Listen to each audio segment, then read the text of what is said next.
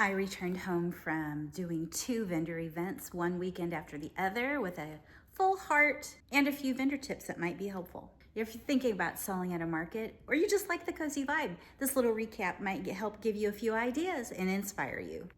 Here's a little of the behind the scenes and a few helpful tips and maybe a few ideas. And of course, the results.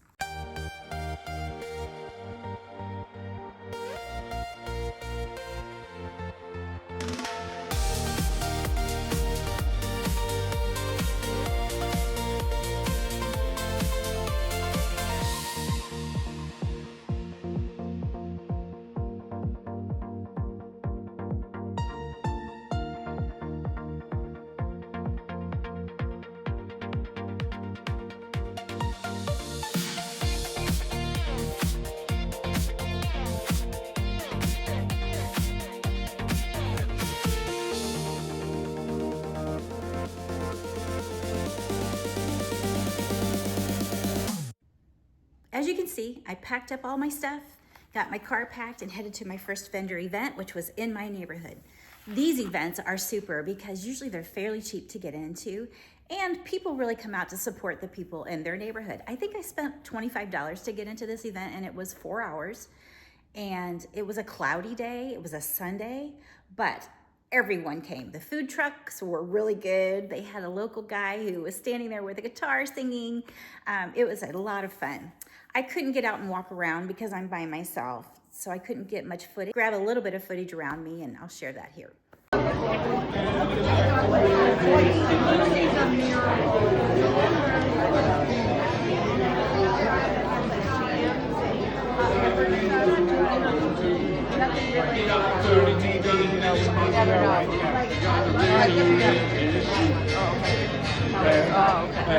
Leroy Brown, man is standing in the whole damn town.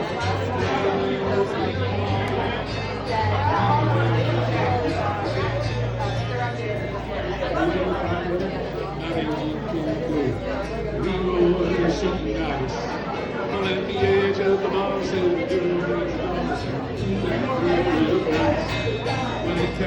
All right, so came home from that event, brought everything in the house because it was gonna warm up and I didn't want my candles sitting in the heat all week in my car. So I did not tape this, but then I turned around the next weekend, put it all back in the car and headed to my second event. It was at a 55 and older community. Again, I think maybe $30 to get in this one, and it was 4 hours as well. Well, it is my second vendor event. I just arrived. I'm getting ready to cart all my stuff in and get set up and hoping it'll be a good day.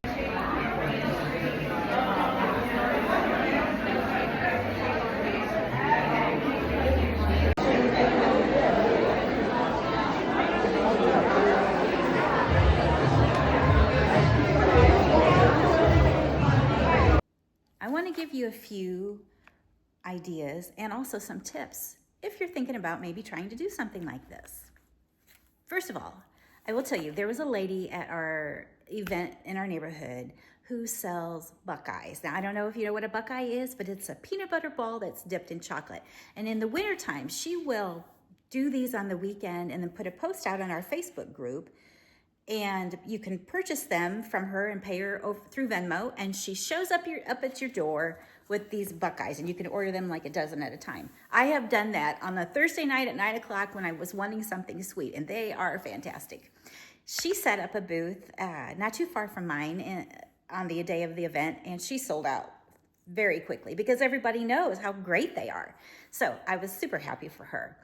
At the second event, there was a lady that's brought sourdough bread. And I thought, oh, what an interesting thought. She had loaves and loaves and loaves of sourdough bread. And she was sold out in about 45 minutes. The folks at the 55 and older community were saying that they were supposed to be having an Italian night or a wine night that evening. And everybody was buying this bread so that they could take it with them. And I thought, wow, if I knew how to bake or if I was a good baker, what a great thing to do and to bring. And the other one that really intrigued me was the lady that was set up to my right. She made little dog scarves and little like bodysuits. And I thought, how cute. And people love their pets. People love their pets. And so I was talking to her as we were setting up. I said, how do people know which size? Because she had in like 4 different sizes. She had these little outfits in 4 different sizes.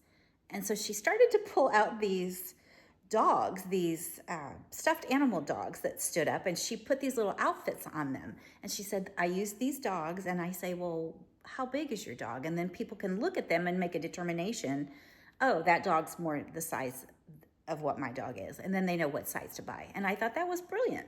And she did a fantastic job and had a great day as well. It was very fun for me to be around everyone at these events. Everybody's happy. They're there to shop. They want to chat. It's a very positive experience. Okay, if I were to give you my 3 top tips for getting ready for a vendor event, the first one would be to make a list. My husband and I have done a side hustle pretty much ever since we got married. And over the years, we learned to make a list because we would show up somewhere and we wouldn't have something. And he was always really good about bringing a hammer and a screw gun and screws and bungee cords and all of these things for just in case. Splice boards, you name it. The man was brilliant on that type of thing. And I learned on the other side of things, Kleenex and an extra bag for trash and Tylenol, just all these little things you don't think about in the time. And so I have a list, and every time I do an event, I print it off, and as I pack, I just check it off, and I have everything that I need.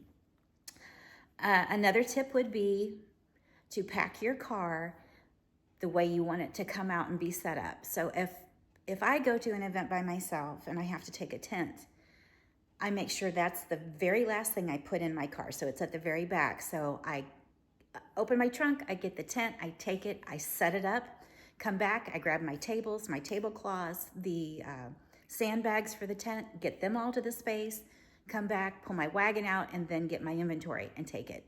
I've learned you don't want to put all that stuff in the front and then put your inventory in, because then you're trying to set up with all your inventory in your booth space and it's just in the way. So get your spot set up first. Probably the last and one of the most important tips I would say is I have noticed some of the vendors stand around like this on their phone. They're not engaging with people as they walk by. They're not making eye contact. And people will walk right past their booth. I try and say, hi, how are you doing today? Hope you're having a great time. Looks like we've got a lot of good vendors today. I just try and engage with them and ask them. If they start kind of looking at the candles, I might say, oh, well, what kind of scents do you like? Or, you know what, you probably need to just smell everything, because the label may not speak to you, but the scent might. And I do take one candle out of every scent and I put it in front and take the lids off so people aren't picking all the candles up and unscrewing them. Just try and make it easy and simple. These 2 events I did not take soap to. The one in my neighborhood, I noticed when we got the list of how we were going to set up, that the person next to me was my neighbor, and she makes soaps, and that's the only thing she makes. And I just didn't want to bring my soaps and compete with her on that. No need. I wanted her to have a good day, and she did, so everything was good. And then I didn't pack them up for the second event either. I will save them and use them next spring when I go to some other events. Okay, the results. I've got some notes here, so I'll make sure I give you the counts right. At the first event in my neighborhood, I sold 59 candles and 15 wax melts in that 4-hour period, which was fantastic.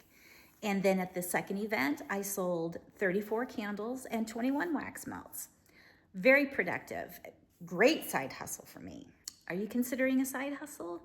Trying to think of something that you might be able to do? If you have ideas, or you already do a side hustle, drop it in the chat. Let's share with each other. Give other people some inspiration and some ideas. This is great, especially for people at our age, and it's a positive experience. I just want you to remember, it's never too late to bloom.